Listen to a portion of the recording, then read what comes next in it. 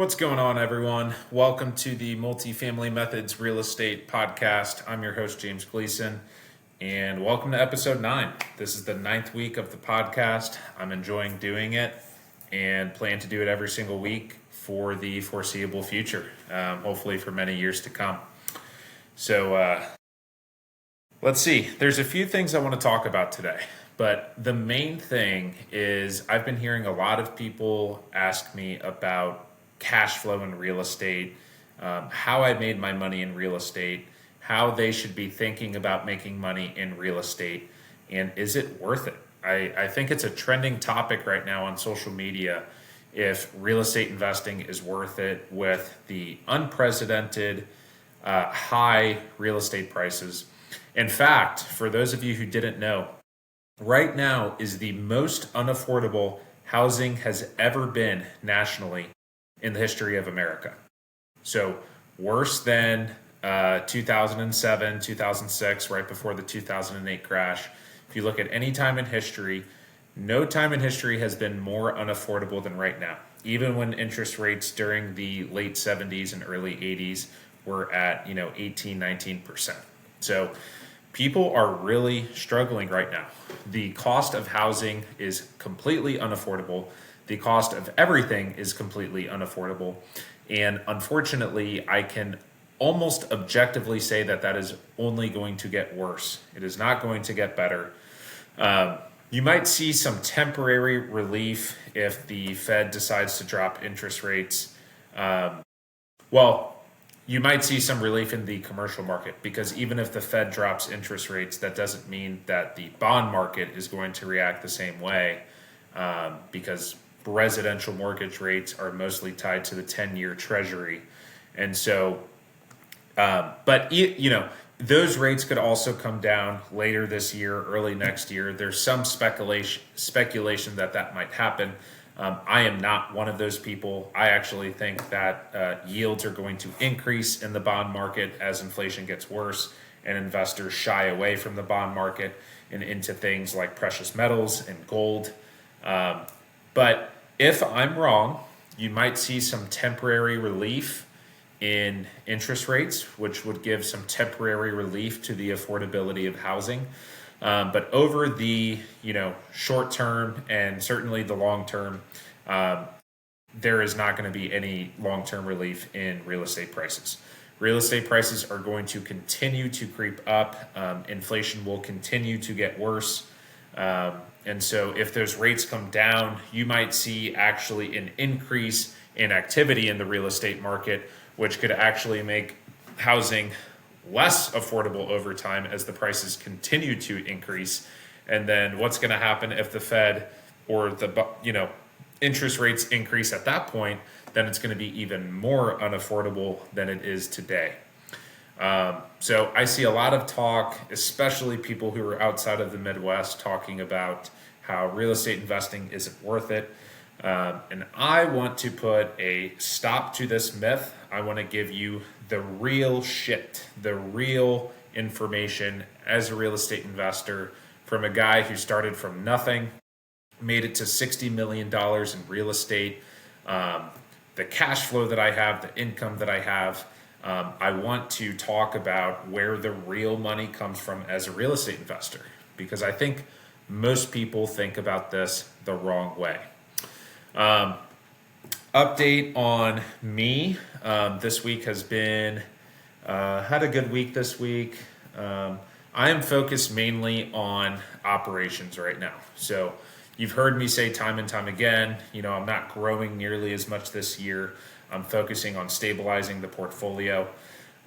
We are at a 93% occupancy rate in my portfolio right now, which is quite exciting. It used to be 96%, but my management company recently took on 86 more units, and that had low occupancy. And so my management company has taken that on. We're using AI, VAs. We have a head property manager now. Our systems, I think we are one of the best management companies in St. Louis as it relates to real estate, if not, dare I say, the best. I mean, our systems are very much locked in. Our team is great. Our checks and balances are great. Quality control is great. All those things are great. So we're at 93% right now. Within the next month or so, we'll be above 95%. Our goal is to be at 96% or higher at all times for occupancy rate. It's also very important, if you're a real estate investor, that you pay attention to occupancy and economic occupancy and collections. So those are three different KPIs that you should be paying attention to as a real estate investor, especially if you're managing the property yourself. So I'm going to define those so that you know the difference between all of those. But that's really where you could set yourself apart as an investor. You know, everyone buys real estate, hires a property manager, and forgets about it. I can tell you right now from personal experience, I have hired almost every property manager in St. Louis. Not really. I've hired over a dozen property managers in St. Louis. A lot, okay? So this is directly from personal experience. Your maintenance costs will be way too high. Your vacancy will be way too long. All of your expenses will be way too high. The way that you set yourself apart as a real estate investor in this business is through your operations. You get really focused on your KPIs. How do I increase my occupancy? How do I lower my maintenance costs? With maintenance, even if the property manager has affordable maintenance costs, which none of them do, but let's pretend that they do, their hourly rate is low. They will not micromanage what maintenance should be completed and what maintenance should not be completed like you will as an owner. For example, in our management company, if we get a maintenance request for a light bulb that isn't working, or a smoke detector that the battery's dead and is chirping, or anything like that, we put that back on the tenant. A property manager will gladly send someone to take care of that maintenance request because they make money, and or they want to keep their maintenance staff busy to keep the machine going. As the owner of these properties, I do not want to send my maintenance people. I want to put that back on the tenants.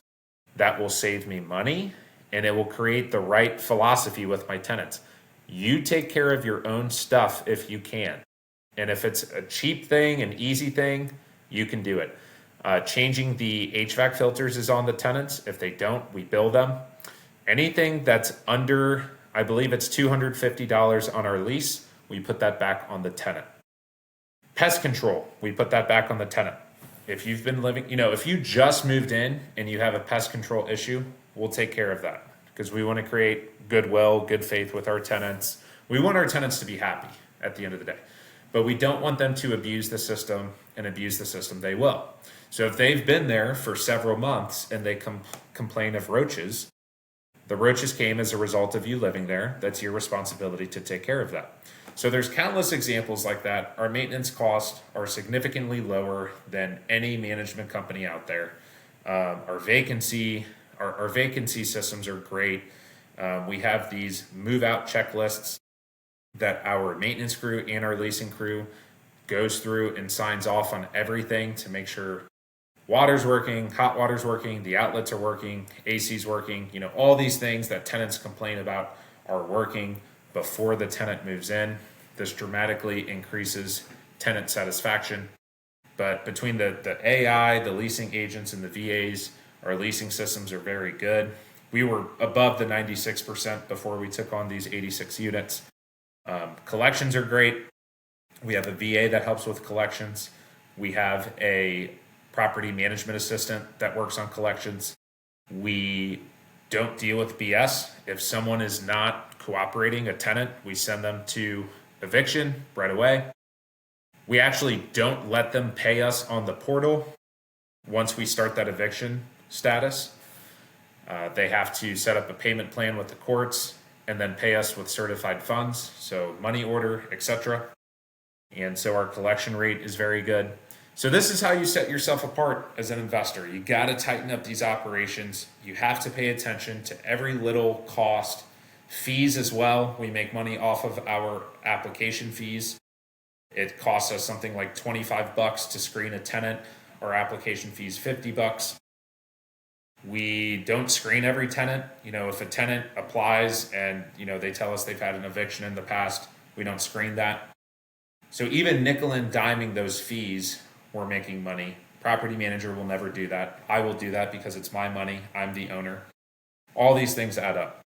So really excited as we continue to refine these systems, continue to stabilize the portfolio, and cash flow will only get better over time. So is cash flow dead? Is cash flow a myth in real estate? Can you still make money in real estate? Is it still worth it? My answer is yes. Real estate is absolutely worth it. It has completely changed my life. I went from nothing to $60 million in assets in 8 years. Actually, it took me 7 years to get to 60 million. I just haven't really bought much this year. Completely changed my life, gave me financial freedom, allows me to do whatever I want to do financially. But I will say, cash flow was much easier to get 5 years ago than it is today. When interest rates were at 3%, much easier to find cash flowing deals. Real estate was also a lot cheaper back then. And so I could buy, a duplex for $30,000, put another $30,000 into it. I'm all in for $60,000. That duplex would appraise for $120,000, $150,000 at the time. And I would be collecting, $800 a unit, $1,600 in rent. I mean, those numbers they just worked. And so cash flow is really easy to get 8 years ago when I started, 5 years ago. But you can still absolutely find cash flow today. So number one, you have to invest in the right market. That's the most important thing. If you've been listening to me, you've heard me say this numerous times.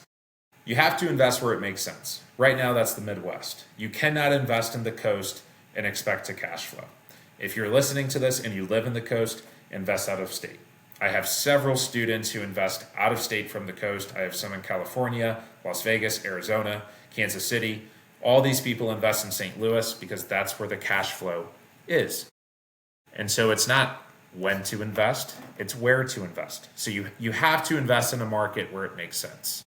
I hear so many influencers. I heard something from Ryan Pineda a couple weeks ago that cash flow is non-existent, cash flow doesn't exist. His market is Las Vegas. Of course, cash flow doesn't exist. So you got to be careful who you're listening to. I invest in St. Louis. Cash flow exists in St. Louis.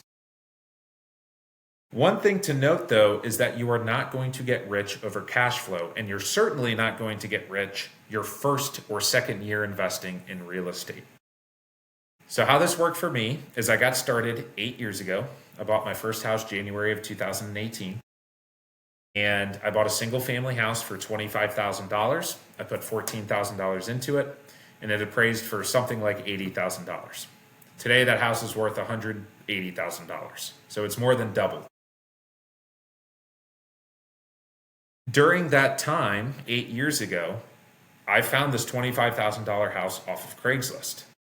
Housing was a lot cheaper, a lot more affordable, and I cash flowed a decent amount. Let's call it, I don't know the exact number. Let's say I cash flowed something like $150, $200 a month. Well, 5 years later, or three years later, COVID happened. When COVID happened, interest rates were artificially low. The demand for real estate was insane. Everyone thought during the COVID era, including me, that real estate was going to crash, that this was the end of real estate and this was the end of the world. And that did not happen to be true. In fact, if you didn't buy real estate during COVID or you didn't own real estate during COVID, you missed out on historically one of the best times to own real estate in the history of America. I mean, the appreciation of real estate during this time was insane. My real estate from 2018 to 5 years later, 2023, nearly doubled in 5 years because of this crazy appreciation that took place during the COVID era. And so with that increase in value during inflationary times, rents also increase with inflation. And in fact, you have this kind of double whammy in real estate. Interest rates are low, people can afford more housing, prices go up, interest rates get higher, housing becomes less affordable, people need to rent. They're either going to buy or rent, or they're going to be homeless. So you either have prices going up or rents going up. Well, my rents have gone up significantly over the past 8 years. I remember some of my South City one beds that I was renting for $450 or $550 at the time. I don't own anything that rents for $450 anymore. Those rents today are $850. I charge $795 and I get a $55 utility fee. We used to do $45. We recently increased that. And so that is, in fact, I need to make note of that because we recently made that change and I want to make sure that my team is implementing that. So $850 for a one bed used to be $450. Okay, so nearly have doubled in this 8-year time period. And I could probably get a little bit more than that, but I want to keep my occupancy high. Once my occupancy is at, 97, 98%, I'm going to start to creep those rents up a little bit, probably bring that occupancy down to 95%, 94%, and then kind of do the same cycle all over again. Bring that occupancy up, increase rents and repeat. Once you own a lot of real estate, there's probably no singular activity that can increase your net worth than those gradual increase in rents. If you factor in a $100 increase, I have 460 something units right now. Let's say 465. So $100 increase, that is $46,000 times 12. That's $500,000. Let's say. Hopefully my math is right. You do that, right? $500,000. If I take out a calculator, I'm going to divide that by a 8% cap rate to be conservative. That's $6 million of value that I have just created with that $100 rent increase. So let's just do a $50 rent increase. That's $3 million in value. There's nothing that I can do that's going to make me $3 to $6 million tax-free with a snap of a finger. It gets really, really powerful the more real estate that you own. So if we think about the cash flow, my cash flow today is significant because I've been in the game for 8 years. My cash flow wasn't significant day one when I first purchased my real estate. Inflation did its thing. My mortgage stayed the same and rents continue to increase. And now a lot of my properties are spitting out cash. With all the equity that I've gotten, I've sold some real estate. I've captured that equity. I've paid off other real estate. Those properties are really spitting out cash. They're double spitting out cash, right? That's because I've been in the game for a long time. So that's the first thing I want to talk about. Cash flow is not dead if you invest in the right market. Cash flow is not dead if you hold on to the real estate long enough. So the very first year that you own the real estate, especially your vacancy is higher, property probably has a lot of problems that you're not aware of. You got to replace the HVAC system, the roof. Happens every time. Plumbing leaks. I still deal with that today with new properties that I buy. After you stabilize and inflation does its thing, if you wait 5 to 10 years, that cash flow is going to be much more substantial. So you look at older people in the business who have all of this passive income from their real estate. It's because they've been in the game a long time. They purchased this real estate for a fraction of the price of what it is today, but they're getting the rents of 2026. So a lot of my real estate, I have the purchase price of 2018, which is half of what it is today, but I'm getting the rents of 2026. So that's why a guy like me is making all this money from cash flow, because inflation's done its thing. I still own the property. Well, you have people today, they listen to one podcast, they read a book, they buy real estate, and they wonder why it's not spitting out cash like it says in the books. It doesn't work that way. You got to hold on to this real estate for several years before you really start to see that powerful cash flow. Okay? That's the first two things. The next thing I want to talk about, I sort of already made a comment on it. The next thing I want to talk about is the real money in real estate is not made in the cash flow. That's another giant misconception. I am not where I am today because of cash flow. I am where I am today because of equity. So we go back to 2018. 2018 to 2026, my real estate has doubled. Well, the debt on that property is still what I bought it for in 2018. That real estate has doubled. I can now sell or refinance that real estate because, let's say I bought it at 100,000 and my debt is 60,000. 8 years later, my debt goes from 60,000 to 40,000, but the value went from 100,000 to 200,000. So now I have $160,000 worth of equity instead of $40,000 worth of equity. So my equity has 4x'd in this example over an 8-year period of time. 4x'd. And this is a very realistic example. This is actually what happened because the real estate doubled. Real estate will not double in 8 years, historically, by the way. This usually takes closer to 16 years if you look over the past century. So lucky timing for me. I invested right before COVID. Real estate value skyrocketed. Now I look smart. I did the right thing. I sold some real estate, took advantage of that. Okay? I got lucky. You can get lucky too. As inflation continues to get worse, we might have something else like this. If interest rates come down, we might have something else like this. I don't think that's going to happen in the near future. But if you're a long-term buy and holder, the longer you're in real estate, the luckier you'll get. That's just how it works. So let's say you buy something for 100, the debt is 60. I buy deals like this every day. 8 years goes from 60 to 40. You could even say 45, right? Whatever. You take out an amortization calculator and you figure out this math. 60 to 40, but the value went from 100 to 200. It doubled. So now I have $160,000 worth of equity instead of 40. This is the power of inflation. This is also the power of leverage.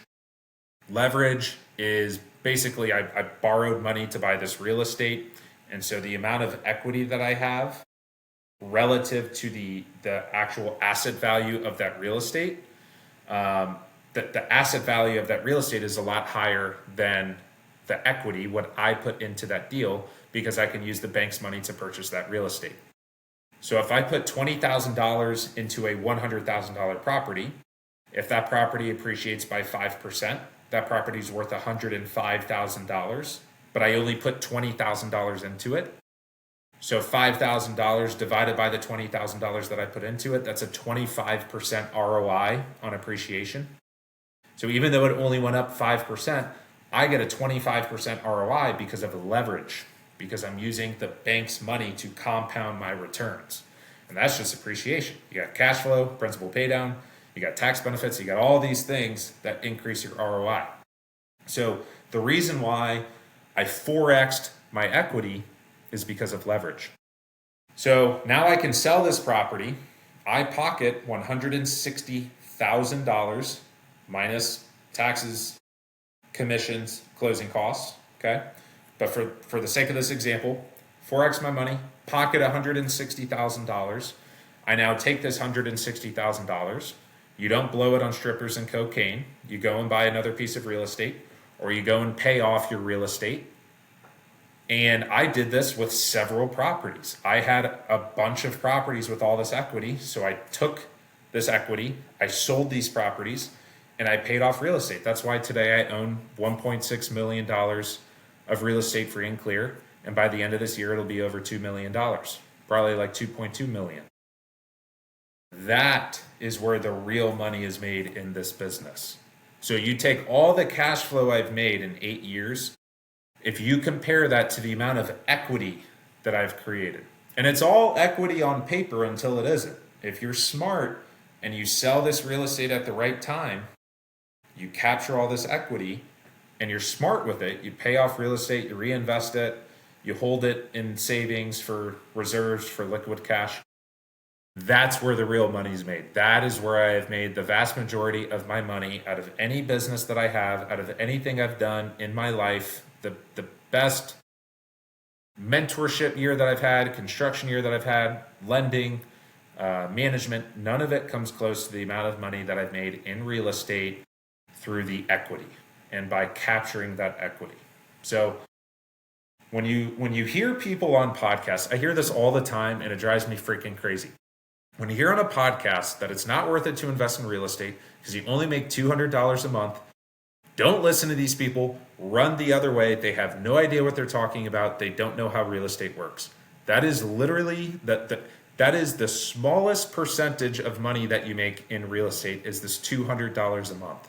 You make money through the equity creation in real estate. As these assets increase in value and you sell this real estate or you refinance this real estate, you capture all that equity. That's where you make all the money, not the $200 a month. Obviously, the richest people in the world invest in real estate for a reason. It's not so that they can make $200 a month. That's ridiculous. That's complete nonsense. And that $200 a month will increase over time. So if you hear anyone else say on social media or the internet or a podcast that it's not worth it to invest in real estate for $200 a month, you now know that they have no idea what they're talking about. And there's so much more money to be made in real estate than this $200 per month. Okay, so can you still make a bunch of money in real estate? Yes. Can you still cash flow in real estate? Yes. Another major benefit that I've talked about in the past. All the tax benefits that you get from real estate, especially when you become a real estate professional, there's an ROI associated with that as well. So if you make $1 million and you save, let's say in income tax, you would have paid $250,000 as a rough example, or $300,000. If your depreciation exceeds that $250,000 and thus you don't have to pay income tax, you have just made $250,000 or saved whatever as a result of owning that real estate. So as you continue to grow the portfolio and you have these streams of income that start to come in, and that's what happened with me after 5.5 to 6 years into the business, I started to get these other streams of income that revolved around real estate, but wasn't directly real estate investing, right? Property management, construction, mentorship, lending, all these things. So the tax savings you make a bunch of money off of as well. So real estate, it's a long-term game. I want to make this super duper clear. If you invest in real estate and 1 or 2 years later, you're not spitting out cash like you hear on the podcast or read in the books, no one does. Very, very few people do, right? If you buy a mobile home parks spit out cash. If you buy a mobile home park really well and that thing cash flows out the wazoo, good for you, I get it. The vast majority of people, they're not making a bunch of money in cash flow when they first get started. This is a long-term game. This is a get-rich-for-sure game. If you own real estate for 10 to 15 years, you're going to make a lot of money. You're going to make a lot of money.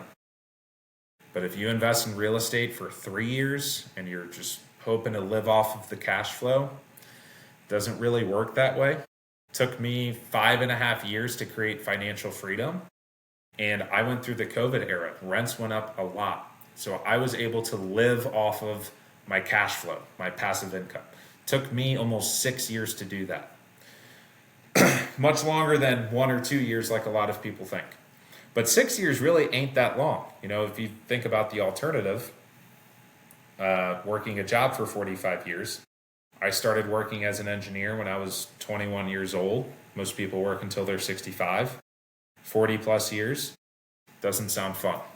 And who knows, what happens to people's pensions and their, the stock market crashing right when it's time to retire or anything like that. And then you lose your fortune. I don't even want to think about that. So this is how I've made money in real estate. This is where the real money in real estate is made. If you hear anything else from this point forward, if real estate is worth it, how these people are actually making their money in real estate, are they really making that much money? The people who hold on to the real estate long term are actually making a lot of money. The people who just dabble a couple years, hoping that they'll make a bunch of cash flow, pretty rare. Okay.